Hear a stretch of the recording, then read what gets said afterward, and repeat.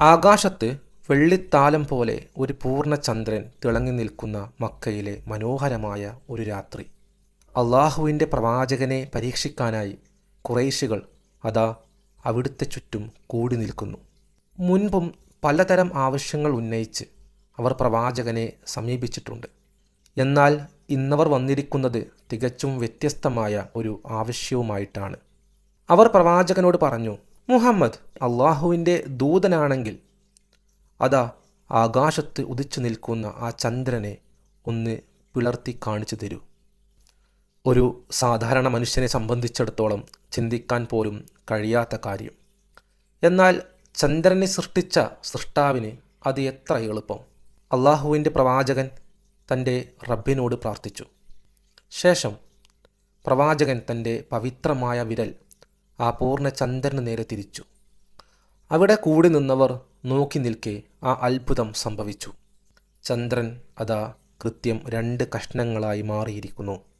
ആ 2 കഷ്ണങ്ങൾക്കിടയിലൂടെ ഹിറാ പർവ്വതം കാണുന്ന വിധത്തിൽ ചന്ദ്രൻ്റെ ഓരോ കഷ്ണങ്ങളും പർവ്വതത്തിൻ്റെ ഇരുവശങ്ങളിലേക്കും മാറി നിന്നു. ആ കാഴ്ച കണ്ട് സത്യവിശ്വാസികളുടെ ഹൃദയം നിറഞ്ഞു. അവരുടെ വിശ്വാസം വർദ്ധിച്ചു. എന്നാൽ ഇത് കണ്ട് അമ്പരന്ന് പോയ എതിരാളികൾ, ഒരിക്കലും വിശ്വസിക്കുകയില്ല എന്ന് പ്രതിജ്ഞയെടുത്തവർ, അവർ പതറിക്കൊണ്ട് പറഞ്ഞു, ഇതൊരു മാജിക് മാത്രമാണ്. അസ്സലാമു അലൈക്കും വറഹ്മത്തുള്ളാഹി വബറകാതുഹു. എല്ലാവർക്കും UAയുടെ പുതിയൊരു വീഡിയോയിലേക്ക് സ്വാഗതം. പ്രവാചകൻ മുഹമ്മദ് നബി സല്ലല്ലാഹു അലൈഹി വസല്ലമയുടെ സംസാരം, അദ്ദേഹത്തിൻ്റെ പ്രവൃത്തികൾ അല്ലെങ്കിൽ മറ്റുള്ള ആളുകൾ ചെയ്ത പ്രവൃത്തികൾക്ക് നബി സല്ലല്ലാഹു അലൈഹി വസല്ലമ നൽകിയ അനുവാദങ്ങൾ, ഇത്തരം റിപ്പോർട്ടുകളെയാണ് നമ്മൾ ഹദീസുകൾ എന്ന് പറയുന്നത്.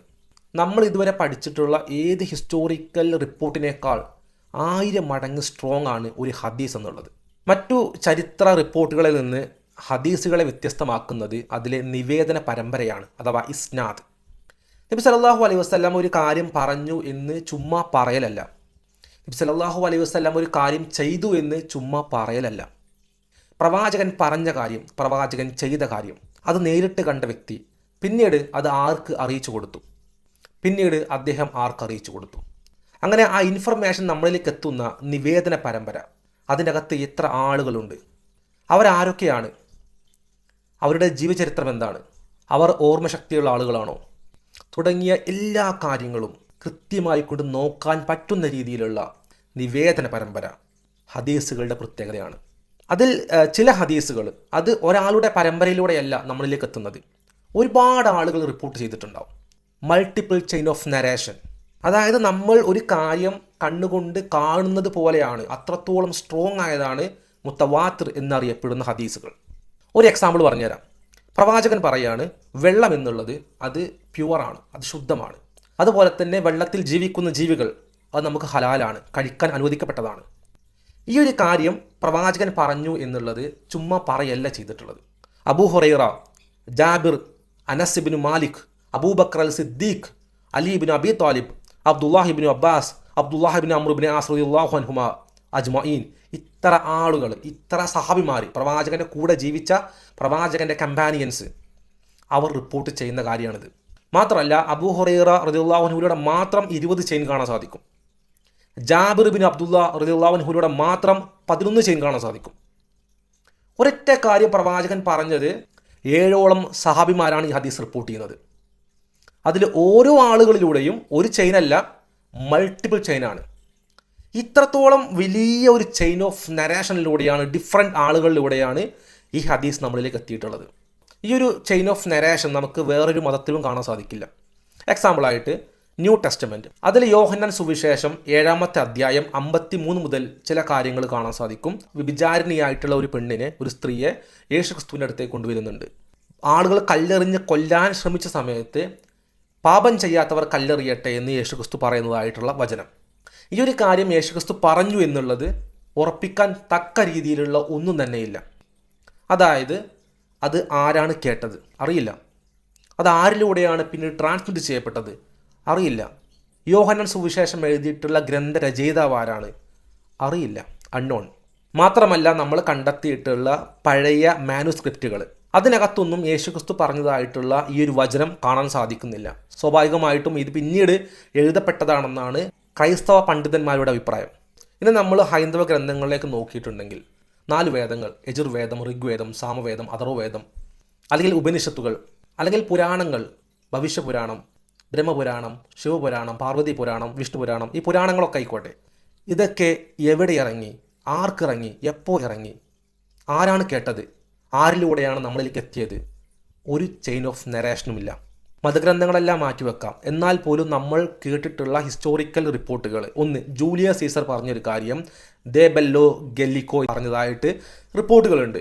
ഇത് ജൂലിയസ് സീസർ എപ്പോൾ പറഞ്ഞു, ആരോട് പറഞ്ഞു, ആര് കേട്ടു, ആരോട് നമ്മളിലേക്ക് എത്തി എന്ന് പറയുന്ന നരേഷൻ കാണാൻ സാധിക്കില്ല. ഹദീസുകളും ഹിസ്റ്ററിയും വളരെ സിമ്പിളായിട്ട് കമ്പയർ ചെയ്യാന്നുണ്ടെങ്കിൽ ഹദീസുകൾക്ക് ചെയിൻ ഓഫ് നരേഷൻ ഉണ്ട്, ബയോഗ്രഫി ചെക്ക് ചെയ്യാൻ സാധിക്കും, ഓരോ ആളുകളുടെയും ക്യാരക്ടർ വെരിഫൈ ചെയ്യാൻ സാധിക്കും, മൾട്ടിപ്പിൾ ചെയിൻ പലപ്പോഴും കാണാൻ സാധിക്കും, ഗ്രേഡിംഗ് സിസ്റ്റം വരെയുണ്ട്. ഹദീസുകൾ ഏറ്റവും ഓതൻറ്റിക് അല്ലെങ്കിൽ തൊട്ട് താഴെ നിൽക്കുന്നു തുടങ്ങിയ ഗ്രേഡിംഗ് സിസ്റ്റം വരെ കാണാൻ സാധിക്കും. എന്നാൽ ഹിസ്റ്ററിയിൽ അങ്ങനെയല്ല. ഹിസ്റ്ററിയിൽ ചെയിൻ ഓഫ് നരേഷൻ ഇല്ല. പലപ്പോഴും നരേറ്റേഴ്സ്, ഇത് പറയുന്ന ആളുകൾ അവർ അൺനോൺ ആണ്. അതേപോലെ തന്നെ നോ ക്യാരക്ടർ വെരിഫിക്കേഷൻ, അധികവും സിംഗിൾ നരേഷനാവും. ഒരാൾ പറഞ്ഞു എന്ന് മാത്രമേ ഉണ്ടാവുള്ളൂ, അതിൽ മൾട്ടിപ്പിൾ ചെയിൻ ഒന്നും ഉണ്ടാവില്ല. ഏറ്റവും അവസാനമായിട്ട് ഗ്രേഡിംഗ് സിസ്റ്റം ഇല്ല. അതായത് ഏറ്റവും ഓതൻറ്റിക് ആയിട്ടുള്ള ഹിസ്റ്ററി തൊട്ട് താഴെയുള്ള ഹിസ്റ്ററി തുടങ്ങിയിട്ടുള്ള ഹദീസുകൾ പോലെയുള്ള ഗ്രേഡിംഗ് സിസ്റ്റം ഇതിനകത്ത് കാണാൻ സാധിക്കില്ല. അള്ളാഹു ഖുർആനിൽ പറയാണ്, അന്ത്യസമയം അടുത്തു, ചന്ദ്രൻ പിളർന്നിരിക്കുന്നു. അനസ് ബിൻ മാലിക് റളിയല്ലാഹു അൻഹു പറയുന്നതായിട്ട് കാണാൻ സാധിക്കും. മക്കയിലുണ്ടായിരുന്ന ആളുകൾ നബി സല്ലല്ലാഹു അലൈഹി വസല്ലമയോട് ഒരു അത്ഭുതം കാണിച്ചു തരാൻ വേണ്ടി പറഞ്ഞു. എന്താണ്? മിറാക്കിൾ, ഒരു അത്ഭുതം കാണിച്ചു തരാൻ വേണ്ടി പറഞ്ഞു. അപ്പോൾ പ്രവാചകൻ ചന്ദ്രനെ 2 കഷ്ണമാക്കി മാറ്റി. 2 കഷ്ണങ്ങളും ഹിറ പർവ്വതത്തിൻ്റെ 2 ഭാഗങ്ങളിലേക്കായി മാറി നിന്നു. ഇത് സ്വഹീഹുൽ ബുഖാരിക്കകത്തുള്ള 3868 ഹദീസാണ്. ഇതിൻ്റെ ബാക്കി മറ്റൊരു ഹദീസിൽ കാണാൻ സാധിക്കും. ഇങ്ങനെ സംഭവിച്ച സമയത്ത് അവിടെ ഉണ്ടായിരുന്ന ആളുകൾ പറഞ്ഞു, ഇത് മാജിക് മാത്രമാണ്. അവർ നിഷേധിച്ചിട്ടില്ല. അവർ പറഞ്ഞത് എന്താണ്? ഇത് മാജിക് മാത്രമാണ്. അതിലെ ബുദ്ധിയുള്ള ചില ആളുകൾ പറഞ്ഞു, നമുക്ക് യാത്രക്കാരോട് ചോദിക്കാം. കാരണം മാജിക് ആണെന്നുണ്ടെങ്കിൽ അവരുടെ മുന്നിൽ മാത്രമേ വർക്ക് ചെയ്യുള്ളൂ. മാത്രമല്ല, യാത്രക്കാർ എപ്പോഴും ആകാശം വീക്ഷിക്കുന്ന ആൾക്കാരാണ്. കാരണം അവർക്ക് ദിശ അറിയാൻ വേണ്ടിയിട്ട് സ്വാഭാവികമായിട്ട് അവർ കണ്ടിട്ടുണ്ടാവും. അവർ യാത്രക്കാരോട് ചോദിച്ചു. അവർ പറഞ്ഞു, ഞങ്ങൾ ചന്ദ്രൻ പിളർന്നത് കണ്ടു. ബുഖാരി, മുസ്ലിം, തിർമിദി തുടങ്ങിയ ഒരുപാട് ഹദീസ് ഗ്രന്ഥങ്ങൾക്കകത്ത് ഈ ഹദീസ് കാണാൻ സാധിക്കും. ഒരു സഹാബി മാത്രമല്ല ഈ ഒരു ഹദീസ് റിപ്പോർട്ട് ചെയ്തിട്ടുള്ളത്. 3 പ്രധാനപ്പെട്ട അബ്ദുള്ളമാർ, അബ്ദുല്ലാഹിബിൻ മസ്ഊദ് റളിയല്ലാഹു അൻഹു, അബ്ദുല്ലാഹിബിൻ ഉമർ റളിയല്ലാഹു അൻഹു, അബ്ദുല്ലാഹിബിൻ അബ്ബാസ് റളിയല്ലാഹു അൻഹു, ജുബൈർ ബിൻ മുതഇം റളിയല്ലാഹു അൻഹു, ഹുദൈഫിയ ബിൻ അൽ യമാൻ റളിയല്ലാഹു അൻഹു തുടങ്ങിയ ഒരുപാട് ആളുകൾ ഈ ഹദീസ് റിപ്പോർട്ട് ചെയ്തിട്ടുണ്ട്. അതായത് നേരത്തെ പറഞ്ഞിട്ടുള്ള മുത്തവാത്തിർ ആയിട്ടുള്ള ഹദീസ്, നമ്മൾ നേരിട്ട് കാണുന്നത് പോലെ വിശ്വസിക്കാൻ പറ്റിയിട്ടുള്ള സ്ട്രോങ് ആയിട്ടുള്ള ഹദീസ്. ഈ ചന്ദ്രനെ പിളർത്തിയ സമയത്ത് നബി സല്ലല്ലാഹു അലൈഹി വസല്ലമയുടെ കൂടെ ഉണ്ടായിരുന്ന വിശ്വാസികളായ ആളുകൾ അവർ കണ്ടിട്ടില്ല എന്നല്ല പറഞ്ഞത്, അത് മാജിക് ആണെന്നാണ് പറഞ്ഞത്. സൈക്കോളജിക്കലി ഒരു വിഷയം നമ്മളുടെ വിശ്വാസത്തിന് എഗെയിൻസ്റ്റ് ആയിട്ട് നമ്മൾ കണ്ടാൽ, അത് കൃത്യമായിട്ട് ബോധ്യപ്പെട്ടിട്ടുണ്ടെങ്കിൽ അവർ 2 തരത്തിലാണ് റെസ്പോണ്ട് ചെയ്യുക. ഒന്ന്, അതിന് ഇൻ്റർപ്രിറ്റേഷൻ മാറ്റും, അല്ലെങ്കിൽ അത് നിസ്സാരമായി തള്ളിക്കളയും. എക്സാമ്പിളായിട്ട് നമ്മൾ പലപ്പോഴും പറയുന്ന കാര്യമാണ് നിരീശ്വരവാദികൾ, ദൈവമില്ല എന്ന് പറഞ്ഞു നടക്കുന്ന ആളുകൾ. ആ വിശ്വാസം അത് അന്ധവിശ്വാസമാണ്, അത് യുക്തിക്ക് യോജിക്കുന്നതല്ല എന്ന് പറയാറുണ്ട്. ഈ കാര്യം അവർ കേൾക്കുന്ന സമയത്ത് അതിനെ കൗണ്ടർ ചെയ്യാൻ വരുന്നതിന് പകരം അവർ ചെയ്യാറുള്ളത്, ദൈവം ഉണ്ടെങ്കിലും ശരി ഇല്ലെങ്കിലും ശരി ഞങ്ങളെ ബാധിക്കില്ല എന്ന് പറയും. അതാണ് അതിനെ തള്ളിക്കളയുക എന്നുള്ളത്. അവരുടെ വിശ്വാസത്തിന് എഗെയിൻസ്റ്റ് ആയിക്കൊണ്ടൊരു കാര്യം വരുമ്പോൾ അതിനെ തള്ളിക്കളയാം. അതേപോലെ തന്നെ മറ്റൊരു കാര്യമാണ് അല്ലെങ്കിൽ ഇൻ്റർപ്രിറ്റേഷൻ മാറ്റുക എന്നുള്ളത്, വിശദീകരണം മാറ്റുക. അവർ നേരിട്ട് കണ്ടു ചന്ദ്രൻ പിളർന്ന് 2 കഷ്ണമായിക്കൊണ്ട് മലയുടെ 2 സൈഡിലും പോയി നിൽക്കുന്നത്. അവരെന്താ ചെയ്തത്? അവർ ഇൻ്റർപ്രിറ്റേഷൻ മാറ്റി, അവർ വിശദീകരണം മാറ്റി. അവർ പറഞ്ഞു ഇത് മാജിക് ആണ്. ഈ രീതിയിലുള്ള സൈക്കോളജിക്കൽ അപ്രോച്ച്, അതുമായി ബന്ധപ്പെട്ട് ഒരുപാട് പഠനങ്ങൾ കാണാൻ സാധിക്കും. അതിൽ വളരെ പ്രധാനപ്പെട്ട ഒരു പഠനമാണ് ഫെസ്റ്റിംഗർ എന്നൊരു സയൻറ്റിസ്റ്റ്, അദ്ദേഹത്തിൻ്റെ കൊഗ്നിറ്റീവ് ഡിസോണൻസ് തിയറി എന്ന് അറിയപ്പെടുന്ന ഒരു ശാസ്ത്രീയ പഠനം. വേറൊരു കാര്യം എന്ന് പറയുകയാണെങ്കിൽ, ഇവിടെ ഖുറൈശികൾ അവർ പ്രവാചകൻ്റെ എതിരെ നിൽക്കുന്ന അവിശ്വാസികളായ ആൾക്കാരാണ് നേരിട്ട് കാണുന്നത്. പ്രവാചകൻ ഒരു കാര്യത്തിൽ അല്പം ഡിലേ ആയിട്ടുണ്ടെങ്കിൽ, പ്രവാചകൻ്റെ സ്വന്തം മകൻ മരണപ്പെട്ട സമയത്ത്, പ്രവാചകന് വഹി ഇറങ്ങാൻ സമയം ലേറ്റായ സമയത്ത്, എവിടെയൊക്കെ മുസ്ലിങ്ങൾക്ക് അഗെയിൻസ്റ്റ് ആയിട്ട് പറയാൻ സാധിക്കൂ ആ സമയങ്ങളിലൊക്കെ ഇവർ തിരിച്ചു പറഞ്ഞിട്ടുണ്ട്. പക്ഷേ ഈ ചന്ദ്രൻ പിളർന്ന വിഷയത്തിൽ ഒരു റിപ്പോർട്ട് പോലും നിങ്ങൾക്ക് കാണാൻ സാധിക്കില്ല. ഇവരെതിർത്തതായിട്ട്, സംഭവിച്ചിട്ടില്ല എന്നവർ പറയുന്നതായിട്ടുള്ള ഒരു റിപ്പോർട്ട് പോലും കാണാൻ സാധിക്കില്ല. അത് തന്നെയാണ് ഇതിന് സ്ട്രോങ് ആയിട്ടുള്ള എവിഡൻസ്. ഹിസ്റ്ററിയിൽ ചരിത്ര രേഖകൾ പ്രകാരം ശത്രുവായിട്ടുള്ള എനിമി ആയിട്ടുള്ള വ്യക്തി ഒരു കാര്യം ഒരു ഇവൻ്റ് കൺഫേം ചെയ്തിട്ടുണ്ടെങ്കിൽ ആ കൺഫർമേഷന് ആ ഒരു ടെസ്റ്റിമണി എന്നുള്ളത് ആ ഇവൻ്റ് നടന്നതിൻ്റെ സ്ട്രോങ് ആയിട്ടുള്ളൊരു എവിഡൻസാണ്. ഈ ഒരു അത്ഭുത പ്രവൃത്തി ഇതിനെ സത്യത്തിൽ ക്രിസ്ത്യാനികൾക്കോ യഹൂദർക്കോ അല്ലെങ്കിൽ ജൂതന്മാർക്കോ അങ്ങനെ മതവിശ്വാസികളായ ആളുകൾക്കൊന്നും എതിർക്കാൻ പറ്റാത്തൊരു കാര്യമാണ്. കാരണം അവരുടെ വിശ്വാസപ്രകാരമുള്ള പല ഗ്രന്ഥങ്ങൾക്കകത്ത് നമുക്ക് ഇത്തരത്തിലുള്ള അത്ഭുത പ്രവൃത്തികൾ കാണാൻ സാധിക്കും. അതിൽ പഴയ നിയമത്തിലെ യോശുവ 10:12 വചനത്തിൽ കാണുന്ന ഒരു അത്ഭുത പ്രവൃത്തി, അതിൽ യഹോവ അമോറിയരെ ഇസ്രായേലി മക്കളുടെ കയ്യിൽ ഏൽപ്പിച്ചു കൊടുത്ത ദിവസം യോശുവ യഹോവയോട് സംസാരിച്ചു. ഇസ്രായേൽ മക്കൾ കേൾക്കെ സൂര്യനോട് പറയാണ്, സൂര്യ നീ ഗിബയോനിലും ചന്ദ്ര നീ അയ്യലോൻ താഴ്വരയിലും നിൽക്കുക എന്ന് പറഞ്ഞു. സൂര്യനോട് ഗിബയോനിലും ചന്ദ്രനോട് അയ്യാലോൻ താഴ്വരയിലും നിൽക്കാൻ വേണ്ടി ആവശ്യപ്പെടുകയാണ്. പിന്നീട് യോശുവ 10:13 വചനത്തിൽ കാണാൻ സാധിക്കും, ജനം തങ്ങളുടെ ശത്രുക്കളോട് പ്രതികാരം ചെയ്യുവോളും സൂര്യൻ നിന്നു എന്ന് പറയുകയാണെങ്കിൽ സൂര്യൻ ചലിക്കാതെ ആകാശത്ത് സ്റ്റേബിളായി നിന്നു. ചന്ദ്രനും നിശ്ചലമായി, ചന്ദ്രനും അനങ്ങാതെ നിന്നു. ശൂരന്മാരുടെ പുസ്തകത്തിൽ അങ്ങനെ എഴുതിയിരിക്കുന്നുവല്ലോ, ഇങ്ങനെ സൂര്യൻ ആകാശമധ്യേ എന്ന് പറയുമ്പോൾ ഉച്ച സമയം ഒരു ദിവസം മുഴുവൻ അസ്തമിക്കാതെ നിന്നു. 24 അവർ ടൈം കഴിഞ്ഞിട്ടും സൂര്യൻ അസ്തമിച്ചിട്ടില്ല. യോശുവ അധ്യായം 10, 12, 10, 13 വചനങ്ങളാണ്. ഇതിൽ സാധാരണയായിട്ട് ചോദിക്കുന്ന ഒരു ചോദ്യമാണ്, പ്രവാചകൻ മുഹമ്മദ് നബി സല്ലല്ലാഹു അലൈഹി വസല്ലമ ചന്ദ്രനെ പിളർത്തി എന്ന് നിങ്ങൾ അവകാശപ്പെടുന്നുണ്ടല്ലോ, എന്തുകൊണ്ട് അത് ലോകത്തിലെ എല്ലാ ആളുകളും കണ്ടില്ല? അല്ലെങ്കിൽ ലോകത്തിലെ യൂറോപ്പിലും അമേരിക്കയിലും ഓസ്ട്രേലിയയിലും അയർലൻഡിലൊക്കെ ഉള്ള ആളുകൾ എന്തുകൊണ്ട് അത് റിപ്പോർട്ട് ചെയ്തില്ല? ഒരുപക്ഷെ ഈ ചോദ്യം വരുന്നത് സയൻസിനെ കുറിച്ച് വ്യക്തമായ ധാരണ ഇല്ലാത്തത് കൊണ്ടാണ്. ഭൂമിയുടെ ആകൃതിയെക്കുറിച്ചും വ്യക്തമായ ധാരണ ഇല്ലാത്തത് കൊണ്ടാണ് ഈ ചോദ്യം വരുന്നത്. ഇവരുടെ മനസ്സിൽ ഭൂമി ഒരു പരന്ന ഭൂമിയാണ്. ശരിക്ക് ഭൂമിയുടെ ആകൃതി പരന്നതല്ല. ഭൂമിയിലെ സമയം എന്ന് പറയുന്നത് ഓരോ സ്ഥലങ്ങളിലും ഡിഫറൻ്റ് ആയിരിക്കും. എക്സാമ്പിളായിട്ട് സൗദിയിൽ ചന്ദ്രൻ ഉദിക്കുന്ന സമയത്ത് അമേരിക്കയിൽ പകലായിരിക്കും. ഈസ്റ്റ് ഏഷ്യ, പസഫിക് റീജിയൻ അവിടെയൊക്കെ ആണെങ്കിൽ ലൈറ്റ് നൈറ്റ് ആയിരിക്കും.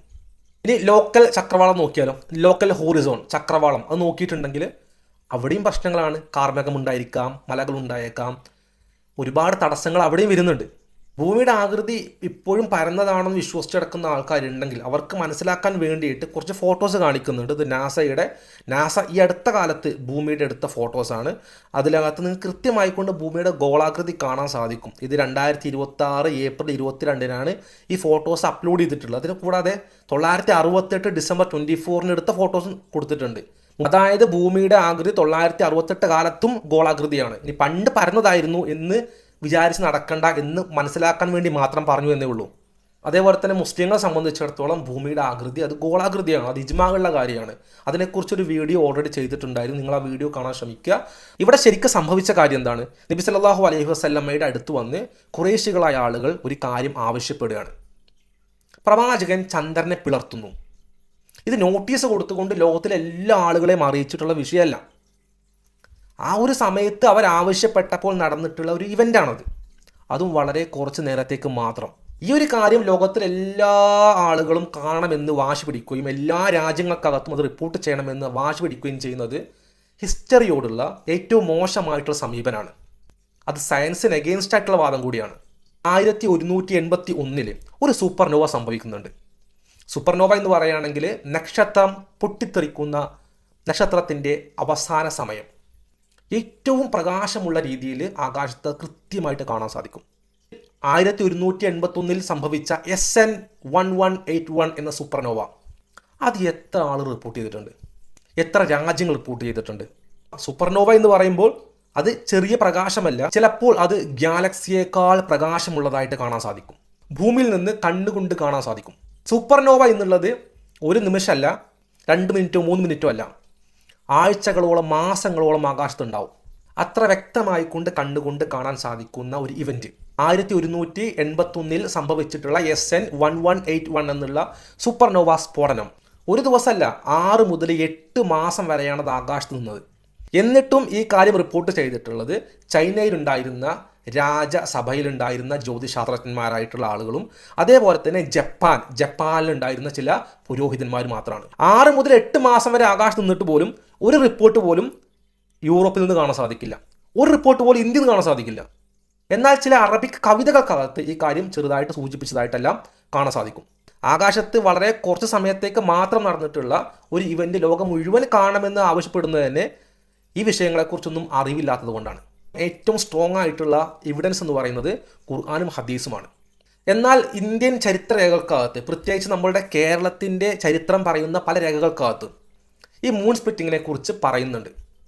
അതിൽ സൈനുദ്ദീൻ മക്തൂം രണ്ടാമൻ 1583 CE കാലഘട്ടത്തിൽ എഴുതിയിട്ടുള്ള ഒരു ഗ്രന്ഥമാണ് തുഫത്തുൽ മുജാഹിദീൻ എന്നുള്ളത്. എൻ്റെ കയ്യിലുള്ളത് KKN കുറുപ്പ്, ചരിത്രകാരനായിട്ടുള്ള KKN കുറുപ്പ്, അദ്ദേഹം ഷെയ്ഖ് സൈനുദ്ദീൻ മക്തൂം രണ്ടാമനും തുഫത്തുൽ മുജാഹിദീനും ഒരു പഠനം എന്ന പേരിൽ അദ്ദേഹം ഇറക്കിയിട്ടുള്ള ഒരു പുസ്തകമാണ് എൻ്റെ കയ്യിലുള്ളത്. ഇതിനകത്ത് KKN കുറുപ്പ് അദ്ദേഹം ക്ലാസിക് അറബിയിലുള്ള ഈ ഗ്രന്ഥം ഇന്ത്യൻ ഭാഷകളിലടക്കം ലോകത്തിലെ 36 ഭാഷകളിൽ വിവർത്തനം ചെയ്യപ്പെട്ടിട്ടുണ്ട് എന്നത് അതിൻ്റെ അന്താരാഷ്ട്രീയമായ പ്രാധാന്യം വ്യക്തമാക്കുന്നു എന്ന് കൃത്യമായിട്ട് എഴുതിയതായി കാണാൻ സാധിക്കും. ഫോർട്ട് സെൻറ്റ് ജോർജ് ചെന്നൈയിലെ സൈനിക കേന്ദ്രമാണ്. അതിലെ പേർഷ്യൻ വിവർത്തകനായിട്ടുള്ള MJ റൗലാൻസൺ 1833 ഈ കൃതി ഇംഗ്ലീഷിലേക്ക് വിവർത്തനം ചെയ്തിരുന്നു എന്നും പോർച്ചുഗീസ് ഭാഷയിലേക്ക് പോലും ഇത് വിവർത്തനം ചെയ്യപ്പെട്ടതായിട്ട് KKN കുറിപ്പ് അറിയിക്കുന്നുണ്ട്. ഈ ഒരു സ്റ്റോറിക്കകത്ത് കാണപ്പെടുന്ന കാര്യം ഇങ്ങനെയാണ്. ചേരമൻ പെരുമാൾ എന്നറിയപ്പെടുന്ന ഒരു രാജാവ്, അദ്ദേഹം ഒരിക്കൽ ചന്ദ്രൻ 2 കഷ്ണമായി മുറിയുന്നതായിട്ട് നേരിട്ട് കാണുകയാണ്. പിന്നീട് അവിടേക്ക് കച്ചവടത്തിനായി വന്നിട്ടുള്ള അറബികളോട് അദ്ദേഹം ഈ കാര്യം ചോദിക്കുകയാണ്. അതിൽ പ്രവാചകൻ മുഹമ്മദ് നബി സല്ലല്ലാഹു അലൈഹി വസല്ലമ അദ്ദേഹം ചന്ദ്രനെ പിളർത്തിയ അത്ഭുതത്തെക്കുറിച്ച് അദ്ദേഹത്തെ അറിയിക്കുന്നു. പിന്നീട് അദ്ദേഹം ഇസ്ലാം മതം സ്വീകരിക്കുകയും പ്രവാചകനെ നേരിട്ട് കാണുകയും ചെയ്തു എന്നാണ് അതിനകത്ത് എഴുതിയിട്ടുള്ളത്.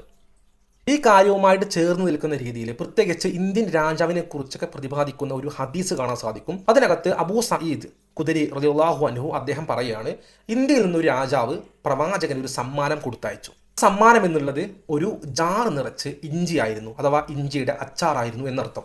പ്രവാചകൻ അതിൽ നിന്നൊരു കഷ്ണം എടുത്ത് കഴിക്കുകയും ബാക്കി കഷ്ണങ്ങൾ മറ്റു സഹാബിമാർക്ക്, പ്രവാചകന്റെ അനുയായിമാർക്ക് വീതിച്ചു നൽകുകയും ചെയ്തു എന്നും ഈ ഒരു ഹദീസിൻ്റെ അകത്ത് കാണാൻ സാധിക്കും. ഭക്ഷണവുമായി ബന്ധപ്പെട്ടിട്ടുള്ള ഹദീസാണ് ഈ ഒരു ഹദീസ്. പേഴ്സണലി എനിക്ക് ഈ ഒരു ഹദീസിൽ കുറച്ച് ഇൻട്രസ്റ്റിംഗ് ആയിട്ട് തോന്നിയ 2 കാര്യങ്ങളുണ്ട്. ഒന്ന്, ഇന്ത്യൻ രാജാവ് എന്നുള്ള ഒരു പ്രയോഗം. രണ്ടാമതായിട്ട് അദ്ദേഹം കൊടുത്തിട്ടുള്ള ആ ഭക്ഷണം, ആ സമ്മാനം, ഇഞ്ചി എന്ന സമ്മാനം.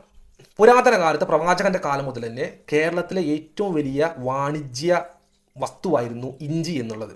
അതുമായി ബന്ധപ്പെട്ട ചില തെളിവുകൾ കാണാൻ സാധിക്കും. ഒന്നാമതായിട്ട് പുരാതന ഗ്രീക്ക് റോമൻ രേഖകൾ, അതിലെ Periplus of the Erythraean Sea എന്നറിയപ്പെടുന്ന ഒരു ഗ്രന്ഥത്തിനകത്ത് അതിൽ 1-ാം നൂറ്റാണ്ട് മുതൽ തന്നെ മുസിരിസ്, നെൽക്കിണ്ട തുടങ്ങിയിട്ടുള്ള തുറമുഖങ്ങളിൽ നിന്ന് സുഗന്ധവ്യഞ്ജനങ്ങൾ, അതിൽ തന്നെ ഇഞ്ചിയെക്കുറിച്ചും വ്യക്തമായി പരാമർശിക്കുന്നുണ്ട്.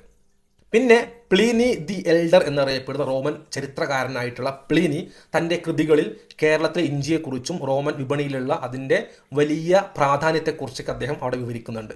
മാത്രമല്ല ഭാഷാപരമായിട്ടുള്ള തെളിവുകൾ. അറബിയിൽ ഇഞ്ചിക്ക് പറയുന്ന പേര് സഞ്ചബീൽ എന്നാണ്, ഗ്രീക്കിൽ സിംഗിബേറിസ് എന്നാണ്, ലാറ്റിൻ ഭാഷയിൽ സിംഗിബർ എന്നാണ്, ഇംഗ്ലീഷിൽ ജിഞ്ചർ എന്നാണ്, ഫ്രഞ്ചിൽ ജിഞ്ചംബ്രെ എന്നാണ്. ഭാഷാപരമായി നോക്കുകയെന്നുണ്ടെങ്കിൽ ഈ വാക്കുകളെല്ലാം വന്നിട്ടുള്ളത് തമിഴ് മലയാളം പദമായിട്ടുള്ള ഇഞ്ചി വേർ എന്നതിൽ നിന്നാണെന്നാണ് പല ഭാഷാ പണ്ഡിതന്മാരും അറിയിക്കുന്നത്. ഈ ഒരു കാര്യത്തിൽ നിന്ന് തന്നെ ഇഞ്ചി എന്ന വസ്തുവിൻ്റെ പ്രാധാന്യം, അത് കേരളത്തിൽ നിന്നുള്ള ഇഞ്ചി അല്ലെങ്കിൽ തമിഴ് കേരള ഭാഗത്തു നിന്നുള്ള ഇഞ്ചിയുടെ പ്രാധാന്യത്തെക്കുറിച്ച് വ്യക്തമായിട്ട് മനസ്സിലാക്കാൻ സാധിക്കും. ഇന്ത്യൻ രേഖ മാത്രമല്ല, ചില ചൈനീസ് രേഖകൾ, അതായത് ഗൈവാൻ ഷാൻജിങ് എന്നറിയപ്പെടുന്നൊരു കൃതി, അത് ജ്യോതിശാസ്ത്ര രേഖകളിൽപ്പെട്ട ഒരു പ്രധാനപ്പെട്ട ചൈനീസ് രേഖയാണ്. അതിനകത്ത് 1-ൽ കൂടുതൽ ചന്ദ്രനെ, 2 ചന്ദ്രനെ ഒരുമിച്ച് കണ്ടതായിട്ടുള്ള ചില റിപ്പോർട്ടുകൾ കാണാൻ സാധിക്കും. അത് പരിപൂർണമായിട്ടും നമ്മൾ ഈ പറയുന്ന കാര്യമാകണമെന്നില്ല, പക്ഷേ അതിലേക്ക് ചേർത്ത് മനസ്സിലാക്കാൻ പറ്റിയിട്ടുള്ള ചില സൂചനകളായിട്ട് മാത്രം കണ്ടാൽ മതി. ഇതിൻ്റെ അകത്ത് വരുന്ന മറ്റൊരു പ്രധാനപ്പെട്ട ചോദ്യമാണ് ശാസ്ത്രീയപരമായി കൊണ്ട് ചന്ദ്രൻ പിളർന്നു എന്നതിൻ്റെ തെളിവ് എവിടെയാണെന്ന്. നമുക്ക് നോക്കാം. ഒന്നാമതായിട്ട് അവിടെ ഉണ്ടായിരുന്ന ഖുറൈശികൾ പ്രവാചകനോട് ആവശ്യപ്പെട്ടത് മിറാക്കിൾ കാണാൻ വേണ്ടിയിട്ടാണ്, അല്ലാതെ ഒരു പ്രതിഭാസം, ശാസ്ത്ര പ്രതിഭാസം കാണാൻ വേണ്ടിയിട്ടല്ല. ശാസ്ത്ര പ്രതിഭാസമാണെങ്കിൽ അത് ചോദിക്കേണ്ട ആവശ്യമുണ്ടോ? അത് സംഭവിക്കുമല്ലോ സ്വാഭാവികമായിട്ടും. മിറാക്കിൾ, ഒരാളെ കൊണ്ട് സാധിക്കാത്ത കാര്യം കാണിച്ചാലാണ് പറഞ്ഞത്. മിറാക്കിളിൻ്റെ ഒരു ഡെഫിനേഷൻ ഉണ്ട്. ശാസ്ത്രീയപരമായിട്ടുള്ള കാര്യങ്ങൾ കൊണ്ട് പ്രകൃതിപരമായ കാര്യങ്ങൾ കൊണ്ട് വിശദീകരിക്കാൻ സാധിക്കാത്ത ചില പ്രതിഭാസങ്ങളെയാണ്, ചില ഇവൻറ്റുകളെയാണ് മിറാക്കിൾ എന്ന് പറയുന്നത്. അവരാവശ്യപ്പെട്ടതും മിറാക്കിളാണ്. ഈ ചോദ്യം വരാനുള്ള ഒരു കാരണം എന്ന് പറയുകയാണെങ്കിൽ സ്വാഭാവികമായിട്ടും മിറാക്കിൾ എന്താണെന്ന് അവർക്ക് അറിയാത്തതിൻ്റെ പ്രശ്നമാണ്, അവർ ഈ ഹദീസ് പഠിക്കാത്തതിൻ്റെ പ്രശ്നമാണ്. അതേപോലെ തന്നെ മുസ്ലിങ്ങളിൽപ്പെട്ട ചില ആളുകളുടെ ചില ക്ലെയിമുകളും ഒരു കാരണമായി മാറുന്നുണ്ട്. നാസ കണ്ടുപിടിച്ചു ചന്ദ്രൻ പിളർന്നു എന്നുള്ളത്, നാസ ചന്ദ്രൻ്റെ വിള്ളൽ കണ്ടെത്തിയിരിക്കുന്നു, ചന്ദ്രൻ പിളർന്ന പാടുകളാണ്. ഇങ്ങനെയുള്ള പല കാര്യങ്ങളും മുസ്ലിങ്ങളിൽപ്പെട്ട ആളുകൾ തന്നെ ഷെയർ ചെയ്യുന്നതായിട്ട് പലപ്പോഴും കണ്ടിട്ടുണ്ട്. നമ്മൾ ആരെ ബോധ്യപ്പെടുത്താൻ വേണ്ടിയിട്ടാണ്? അള്ളാഹുവിൻ്റെ റസൂൽ പറഞ്ഞൊരു കാര്യം അത് വിശ്വസിക്കാൻ നമുക്ക് സയൻസിനെ കൂട്ടുപിടിക്കേണ്ട ആവശ്യമുണ്ടോ? ഈ ഒരു മനോഭാവം വരാനുള്ള കാരണം എന്താണെന്നറിയോ? വിശ്വാസത്തിലെ അപകർഷതാബോധം. മാത്രമല്ല, സയൻസാണ് എല്ലാത്തിനും മേലെ എന്നുള്ള ചിന്ത. സയൻസ് എന്ന് പറയുന്നത് അള്ളാഹുവിൻ്റെ സൃഷ്ടിയായിട്ടുള്ള ഈ പ്രപഞ്ചത്തെക്കുറിച്ച് പഠിക്കാൻ നമ്മൾ ഉപയോഗിക്കുന്ന ടൂൾ മാത്രമാണ്. ആ ഒരു ബോധ്യം നമുക്ക് കൃത്യമായിട്ട് ഉണ്ടായിരിക്കണം. നമ്മൾ ഓർക്കേണ്ട കാര്യം, ഈ പ്രപഞ്ചത്തെ മുഴുവൻ സൃഷ്ടിച്ചിട്ടുള്ളത് അള്ളാഹുവാണ്. ഈ പ്രപഞ്ചത്തിലെ നിയമങ്ങളെല്ലാം ഉണ്ടാക്കിയിട്ടുള്ളത് അള്ളാഹുവാണ്. ചന്ദ്രനെ സൃഷ്ടിച്ചിട്ടുള്ളത് അള്ളാഹുവാണ്. ചന്ദ്രൻ പിളരുന്ന സമയത്ത് ഉണ്ടാകേണ്ടതായിട്ടുള്ള നമ്മൾ പ്രതീക്ഷിക്കുന്ന പല ശാസ്ത്രീയ കാര്യങ്ങളും പല പ്രതിഭാസങ്ങളും, അത്തരം കാര്യങ്ങൾ ഇല്ലാതെയും ആ ചന്ദ്രനെ പിളർത്താൻ ആ നിയമങ്ങൾ ഉണ്ടാക്കിയിട്ടുള്ള, ആ ചന്ദ്രനെ സൃഷ്ടിച്ചിട്ടുള്ള, പ്രപഞ്ചത്തെ സൃഷ്ടിച്ചിട്ടുള്ള പടച്ച തമ്പുരാനെ കൊണ്ട് സാധിക്കും. അതുകൊണ്ട് തന്നെ ചന്ദ്രൻ പിളരുകയാണെങ്കിൽ ഭൂമിയിൽ പലതരത്തിലുള്ള പ്രതിഭാസങ്ങൾ ഉണ്ടാകേണ്ടതായിട്ടില്ലേ? ഈ ചോദ്യങ്ങൾ തന്നെ യുക്തിക്ക് യോജിക്കുന്നതല്ല. എല്ലാം സൃഷ്ടിച്ച റബ്ബിന് ഇതെല്ലാം നിസ്സാരമായ കാര്യങ്ങളാണ്. പ്രപഞ്ച സൃഷ്ടാവായ റബ്ബിനെക്കുറിച്ച്, അള്ളാഹുവിനെക്കുറിച്ച് അറിവില്ലാത്തത് കൊണ്ട് മാത്രമാണ് ഇത്തരം ചോദ്യങ്ങൾ വരുന്നത്. ചുരുക്കത്തിൽ പറയുകയാണെന്നുണ്ടെങ്കിൽ, ഒന്നാമതായിട്ട് ഈ ഒരു ഹദീസ് അത് മുത്തവാത്തിറായിട്ടുള്ള ഹദീസാണ്, മൾട്ടിപ്പിൾ നരേഷനാണ്, ഒരുപാട് ആളുകൾ നേരിട്ട് കണ്ടുകൊണ്ട് റിപ്പോർട്ട് ചെയ്തിട്ടുള്ള ഏറ്റവും സ്ട്രോങ് ആയിട്ടുള്ള ഹദീസാണിത്. അതേപോലെ തന്നെ ഇതൊരു അത്ഭുതമായിക്കൊണ്ടാണ് മുസ്ലിങ്ങൾ വിശ്വസിക്കുന്നത്, ഒരു സയൻറ്റിഫിക് മിറാക്കിളായിട്ടല്ല. അതുപോലെ തന്നെ ശത്രുക്കൾ ഇത് കൃത്യമായിട്ട് അംഗീകരിച്ചിട്ടുണ്ട്. ഒരാൾ പോലും സംഭവിച്ചിട്ടില്ല എന്ന് പറയുന്നതായിട്ട് കാണാൻ സാധിക്കില്ല. അവരാകെ പറയുന്നത് അതൊരു മാജിക് ആണെന്ന് മാത്രമാണ്. യാത്രക്കാരായിട്ടുള്ള ആളുകൾ അത് കണ്ടു എന്നും വ്യക്തമായി കൊണ്ട് പറയുന്നുണ്ട്. മാത്രമല്ല, സൂപ്പർനോവ പോലെയുള്ള ആകാശത്ത് കണ്ടിന്യൂസ് ആയിട്ട് നിലകൊണ്ടിട്ടുണ്ടായിരുന്ന ഇവൻറ്റുകൾ അതുപോലും വളരെ കുറച്ച് രാജ്യങ്ങൾക്കകത്ത് മാത്രമേ റിപ്പോർട്ട് ചെയ്യപ്പെട്ടിട്ടുള്ളൂ. മാത്രമല്ല, പല ചരിത്ര രേഖകൾക്കകത്ത് പോലും ഈ വിഷയങ്ങൾ കാണാൻ സാധിക്കും. ഏറ്റവും ഇമ്പോർട്ടൻ്റ് ആയ കാര്യം, ഒരു ഹദീസാണ് ഏത് ഹിസ്റ്ററിയേക്കാളും ഏറ്റവും സ്ട്രോങ് ആയിട്ടുള്ള, വിശ്വസിക്കാൻ പറ്റിയിട്ടുള്ള രേഖ എന്നുള്ളത്. വീണ്ടും കാണാം. അസ്സലാമു അലൈക്കും വറഹ്മത്തുള്ളാഹി വബറകാതുഹു.